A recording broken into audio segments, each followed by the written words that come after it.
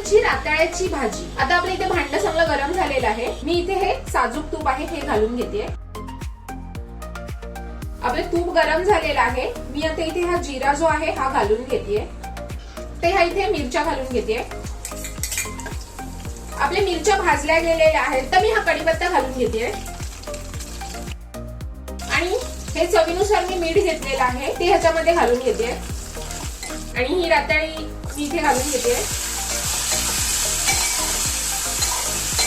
आपण हे चांगलं एकजीव करणार आहोत।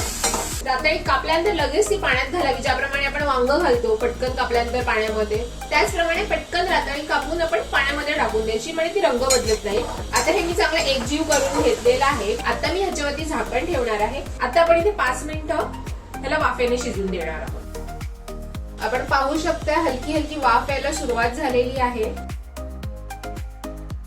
इथे पाण्यावरती चांगली वाफ यायला लागलेली आहे।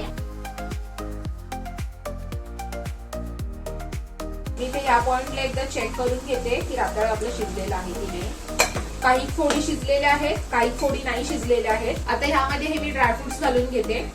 त्याचबरोबर इथे मी 1 चम्मच ओलं खोबरं घेतलेलं आहे किसलेलं आणि शेंगदाण्याचं कूट घेतलेलं आहे। मी आता हे ह्याच्यामध्ये घालून घेते आणि पुन्हा हेच झाकण ह्याच्यावरती ठेवून 1 ते 2 मिनिटं वाफ घेणार आहे। आणि आपली 2 मिनिटं झालेली आहेत। मी हे झाकण काढून घेते। आता हे मी मिक्स करते आणि गॅस बंद करून घेते।